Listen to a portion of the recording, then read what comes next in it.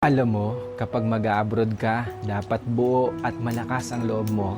Dahil kung hindi rin lang buo at malakas ang loob mo, huwag mo nang ipagpatuloy pa. Kapag nang ibang bansa ka, dapat kaya mong lahat dahil marami kang kalaban doon sa pupuntahan mo. Nariyan ang lungkot dahil mapapalayo ka sa pamilya mo. Isa yan sa pinakamalakas na kalaban na pwedeng umatake sa'yo. Nariyan din ang takot. Takot at pagkabalisa kung maayos ba ang lugar na mapupuntahan mo. Maaari ka ring panghinaan ng loob dahil tanging sarili mo lang ang tutulong sa'yo sa oras ng pangangailangan mo. Pwede ka ding madepress dahil sa sobrang daming problema na darating sa'yo at lalo na hindi mo pa kasama ang pamilya mo sa tabi mo. Pagkawalan ng pag-asa na makakamit mo pa ba ang pangarap mo dahil kulang pa ang panggastos mo kaysa sa sinasahod mo.